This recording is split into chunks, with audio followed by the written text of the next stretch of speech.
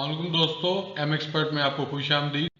आज की इस वीडियो में हम सीखेंगे how to find domain and range, solution of parametric equations, some identities of hyperbolic function, how to check function is even और odd.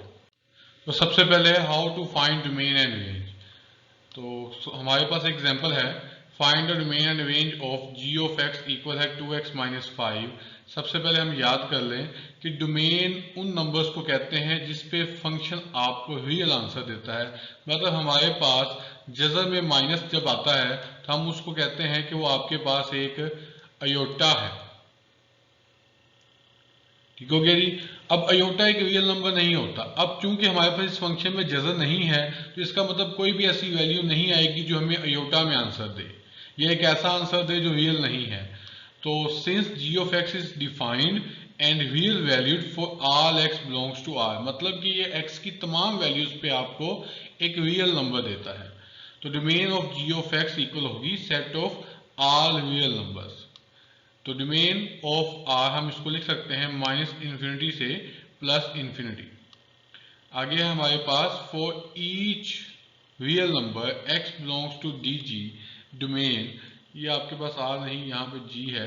Domain of g of x equal to 2x minus 5। हम जब domain में हमारे पास तमाम real numbers हैं उनको put करते हैं तो हमारे पास सारे ही आंसर आ जाते हैं, कोई भी आंसर मिस नहीं होता।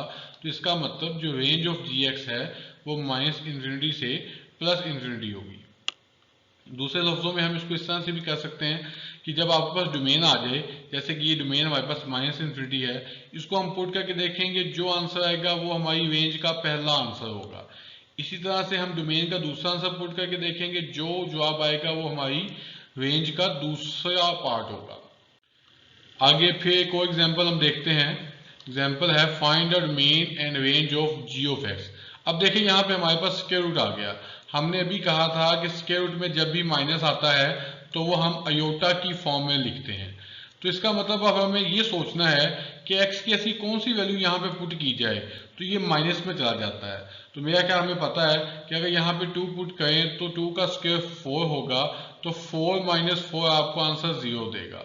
जैसे ही हम 2 से छोटा नंबर कोई भी पुट करेंगे, जैसे कि 1 पुट करते हैं, तो ये आ जाएगा 1 माइनस 4 इक्वल आ जाएगा आपके पास माइनस 3 का स्क्वायर रूट, तो जो कि कयोटा में आंसर आता है। इसका मतलब इसकी डोमेन 2 से छोटी नहीं हो सकती, और सेम स्केल लगा हुआ है इसलिए माइनस 2 से छोटी भी नहीं हो सकती।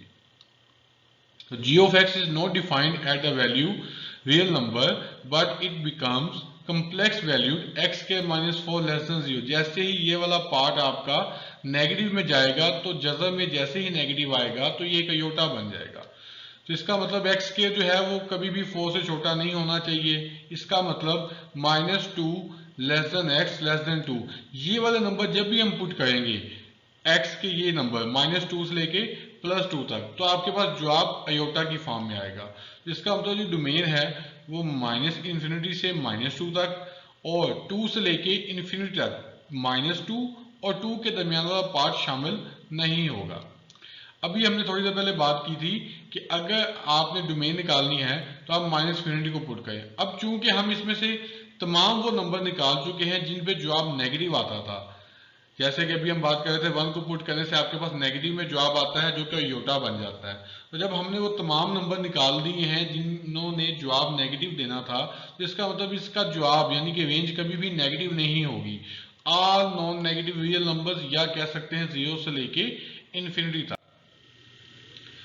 आगे फिर हमारे पास एक एग्जांपल है, find the domain and range of g of x equal to x minus 3 mod. Mod का मतलब होता है कि अगर इसके अंदर कोई आपके पास नेगेटिव वैल्यू भी आ गई है तो मोड उसको पॉजिटिव में चेंज कर देता है। तो अब हम यहाँ पे जो मर्जी वैल्यू पुट करें आपके पास कोई ना कोई आंसर जरूर आएगा और वो रियल होगा। इमेजिनरी से तब आता है जब हमारे पास स्क्वायर रूट में कोई चीज आ जाती है, तो स्क्वायर रूट नहीं है इसका मतलब ये तमाम वैल्यूज पे रियल आंसर देगा। तो आपके पास इसकी जो डोमेन होगी वो ऑल रियल नंबर्स होगी। ठीक हो गया जी। उसके बाद अगर हम यहाँ पे देखें, हम जब भी यहाँ पे कोई पुट करते हैं वैल्यू, अगर वो पॉजिटिव है तो वो तो पॉजिटिव रहेगी, लेकिन अभी हमने कहा कि जैसे नेगेटिव आएगी तो मोड उसको पॉजिटिव कर देगा। तो इसका मतलब रेंज जो है वो तमाम नॉन नेगेटिव रियल नंबर हैं 0 से लेके इन्फिनिटी तक। उसके बाद फिर हमारे पास एक एग्जांपल है, find the main and range of g of x equal है x minus 1, x less than 3, 2x plus 1, 3 less than equal to x। ये एक हमारे पास पीस वाइज फंक्शन है जिसके बारे में हम पहले जिक्र कर चुके हैं कि ये लिमिटेड के लिए होता है, यानी कि कुछ वैल्यूज के लिए हम कोई और फंक्शन यूज करते हैं, कुछ वैल्यूज के लिए कोई और फंक्शन यूज करते हैं। जैसे कि ये ऊपर वाला फंक्शन तब यूज होगा जब x की कीमत 3 से छोटी ली जाएगी, और ये वाला फंक्शन तब यूज होगा जब x की कीमत 3 या 3 से ज्यादा ली जाएगी। Since domain of g of x equal to x minus 1 is given by as x greater than 3, इसका मतलब ये फंक्शन कहता है कि ये आपको तमाम वैल्यूज देगा कब, जब आपका x माइनस इन्फिनिटी से 3 तक होगा। इसी तरह से जो दूसरा फंक्शन है हमारे पास वो आपको तमाम किस्म की वैल्यू देता है जब आपका x 3 या 3 से बड़ा होता है। तो डोमेन आपके पास फिर माइनस इन्फिनिटी से 3 तक भी है और 3 से लेके इन्फिनिटी तक भी है। तो डोमेन इसकी होगी आपके पास minus infinity 3 union 3 plus infinity, तो इक्वल टू आ गया वही हमारे पास रियल नंबर। अब यहाँ बात करते हैं for each real number x belongs to minus infinity व 3। हमने कहा था कि रेंज निकालने के लिए आप पहला नंबर पुट करें, जब आप माइनस इन्फिनिटी पुट करेंगे आपके पास आंसर आएगा माइनस इन्फिनिटी। जब 3 पुट करते हैं, 3 कहाँ पुट करना है, ऊपर वाले में, तो ये आपके पास 3 माइनस 1 इसमें पुट करने से 2 आता है। तो यानी कि ऊपर वाला फंक्शन कहता है कि जो रेंज है वो माइनस इन्फिनिटी से 2 तक है। इसी तरह से नीचे वाला फंक्शन आपको कहता है कि जैसे ही आप 3 पुट करते हो यहाँ पे तो 7 आता है, और इन्फिनिटी पुट करते हो तो इन्फिनिटी आता है। इसका मतलब इसकी रेंज होगी माइनस इन्फिनिटी से 2 यूनियन 7 से प्लस इन्फिनिटी। आगे है हमारे पास solution of parametric equations. Parametric equations हमने पढ़ी थी जब दो डिफरेंट वेरिएबल्स किसी तीसरे वेरिएबल पे डिपेंड करते हो तो उन्हें पैरामीट्रिक इक्वेशन कहते हैं। जैसे हमने एक एग्जांपल भी देखी थी, x इक्वल टू आपके पास a cos t था, इसी तरह y भी समथिंग एक नए वेरिएबल पे डिपेंड कर रहा होगा। जैसे कि हमारे पास ये इक्वेशन है x is equal to 80 square, y is equal to 280 represent the equation of parabola. ये आपके पास जो इक्वेशन है y के इक्वल टू 4ax, ये पैराबोला की इक्वेशन है। पैराबोला का ग्राफ कुछ इस तरह का होता है, दोनों तरफ से ओपन और अपवर्ड डायरेक्शन में होता है। तो अब हम ये चेक करना है कि क्या ये इक्वेशन जो है वाकई ही y square is equal to 4x देती हैं। तो लेट कर लेते हैं x इक्वल टू 81, इसको इक्वेशन 1 कह लेते हैं, y इज इक्वल टू 280, इसको इक्वेशन 2 कह लेते हैं। By equation 2 t is equal to y over 2a, 2a को जाके हमने y से डिवाइड करवा दिया, t की वैल्यू निकाल ली।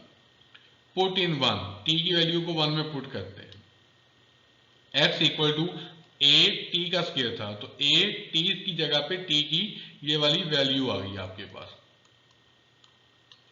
तो इंप्लाइज दैट x इक्वल आ गया a y square over 4a square, a square से कैंसिल हो जाएगा, तो x इक्वल आ गया y स्क्वायर ओवर 4a, यानी कि y के इक्वल आ जाएगा 4ax। तो साबित हो गया कि ये दो इक्वेशन आपके पास जो है y is equal to 4ax बनाते हैं।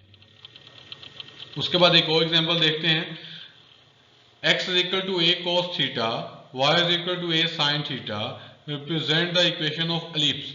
ये एक आपके पास जो इक्वेशन है x square over o square plus y square over b square is equal to 1, ये एलिप्स की इक्वेशन है। एलिप्स कहते हैं एक एग शेप को, जो इस तरह का कुछ एक एग टाइप होता है, एक तरफ से थोड़ा सा बड़ा सर्कल, एक तरफ से छोटा सर्कल।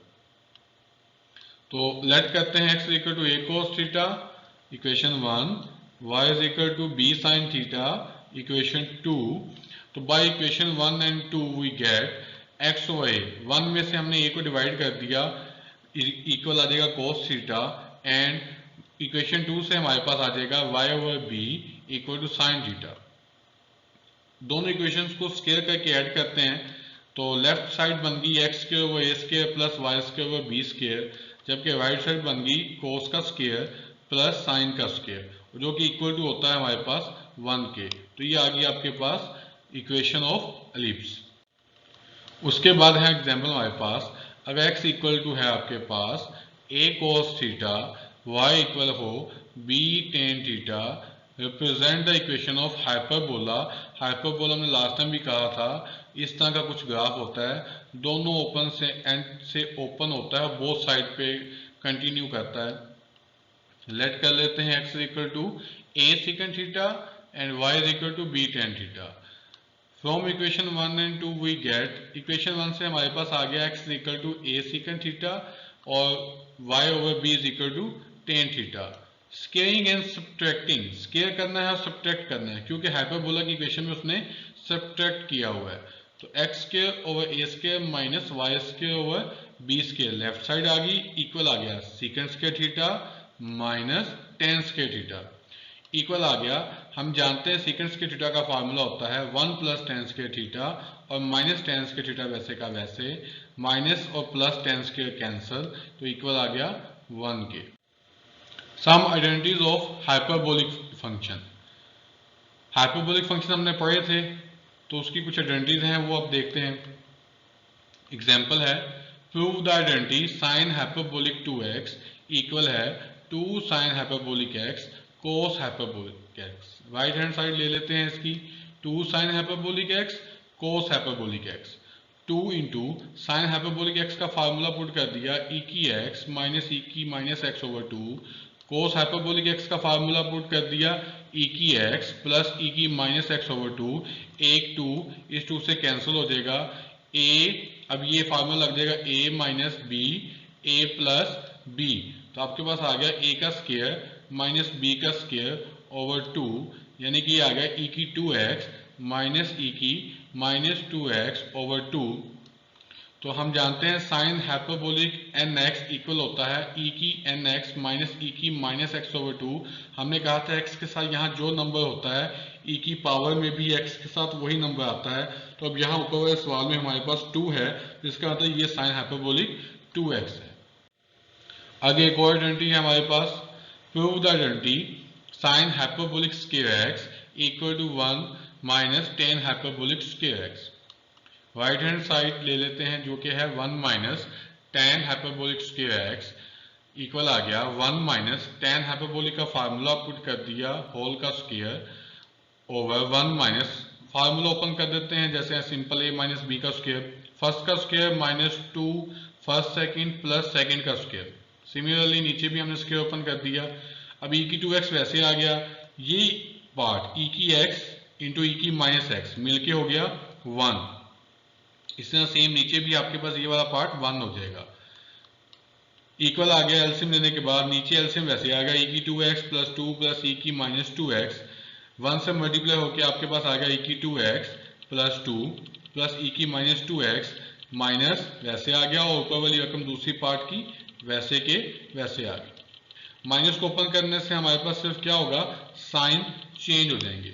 अब जो कैंसिल होते हैं उनको कर देते हैं माइनस 2x प्लस 2x से और माइनस 2x ये माइनस 2x से, 2 प्लस 2 आपके पास हो गया 4, 4 को लिख सकते हैं 2 का स्क्वायर, और नीचे वाला हम जानते हैं पहले ही e की x प्लस e की माइनस x का स्क्वायर। अब ये वाला फार्मूला हमें पता है हमारे पास सीकेंट का है, तो इक्वल हो गया सीकेंट हाइपरबोलिक स्क्वायर x।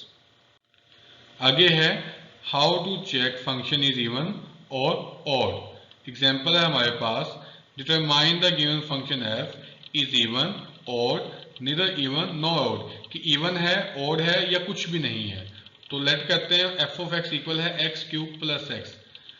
हम पढ़ चुके हैं कि अगर हमने जब देखना हो फंक्शन इवन हो या ऑड तो हम एक्स को रिप्लेस करवाते हैं माइनस एक्स से, तो हमने रिप्लेस किया f of minus x equal आ गया माइनस एक्स का cube plus minus x equal आ जाएगा माइनस एक्स का क्यूब माइनस एक्स इक्वल आ गया, इनमें से माइनस कॉमन लें तो ये आ गया एक्स क्यूब प्लस एक्स। अब जबकि हम जानते हैं ये पूरी रकम आपके पास एफ ऑफ एक्स है, तो ये हम इसको यहाँ पे पुट कर देंगे, ये आ गया equal to minus f of x, जो कि डेफिनेशन है ऑड फंक्शन की। तो f of x is an odd function. आगे हमारे पास एक और एग्जांपल है, let f of x equal है एक्स प्लस 2 होल का square.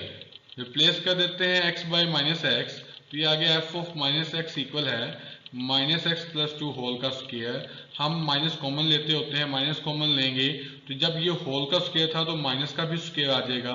Sign change x minus two, तो माइनस का स्क्वायर प्लस हो गया, ये आ गया x माइनस टू का स्क्वायर, जो कि हमारे फंक्शन से मैच नहीं करता। इसका मतलब ये ना आपके पास इवन है ना ही आपके पास ओड है। आज का लेसन यहीं तक था। अगर कोई क्वेश्चन हो तो उसे कमेंट में जरूर करें। शुक्रिया।